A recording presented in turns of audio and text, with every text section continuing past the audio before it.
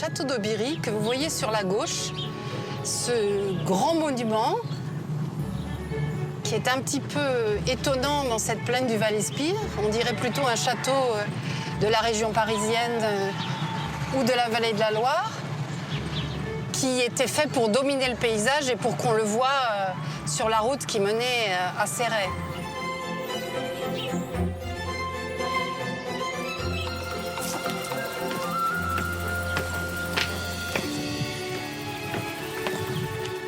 Ah, c'est grandiose, avec une accumulation de décors, de niveaux. On a les balcons ouvragés, on a les oculis, on a la pendule, le clocheton. On dirait presque une citation des grands décors Napoléon III. C'est le petit Versailles de la région perpignanaise. Ces éléments éclectiques sont associés à des décors typiquement 1900, comme ces mosaïques. Ces mosaïques sont dans un état exceptionnel, sont vraiment de belles mosaïques Art Nouveau qui réutilisent notamment les fonds d'or à la manière byzantine et puis toutes ces couleurs qu'on mêle qui sont pas du tout des couleurs classiques et des éléments à la fois décoratifs et naturalistes. À l'intérieur, l'impression de faste est saisissante. C'est absolument exceptionnel parce que vraiment j'avais vu des photos mais ça n'a rien à voir, notamment le sentiment de l'espace, les dimensions. Les différentes galeries qui s'échafaudent l'une sur l'autre, autour de ce puits de lumière là, qui appelle le regard vers le haut. On pense à l'Opéra Garnier, on pense aux décors des hôtels particuliers. Mais là, on est sur une dimension vraiment palatiale.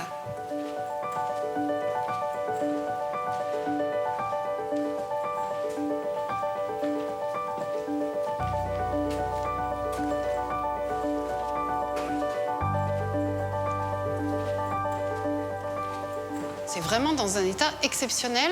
On a vraiment l'impression d'être en 1900 quand le château est terminé et que pour la première fois, on rentre avec la famille. Aujourd'hui, la demeure est une belle endormie, en attente d'un nouvel acquéreur.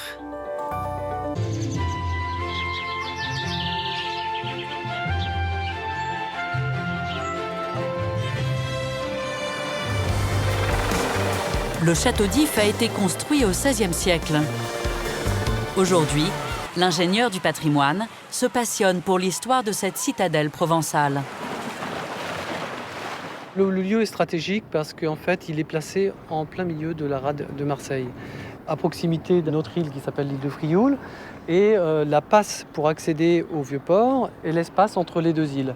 Donc les bateaux passent et de ce fait, il est facile de contrôler leurs allées et venues. Et François Ier, à la fois marquait par cet emplacement l'appartenance au royaume de France et la protection qu'il pouvait apporter dans la région, mais aussi il pouvait dire aux Marseillais qui étaient en face, attention, je suis là, je ne suis pas loin, je vous surveille. En 1540, 9 ans après sa construction, la citadelle royale devient prison d'État. Le marquis de Sade, Mirabeau ou Kléber y sont détenus. Mais son prisonnier le plus célèbre est un personnage de roman. En 1844, Alexandre Dumas y enferme Edmond Dantès, futur comte de Monte Cristo.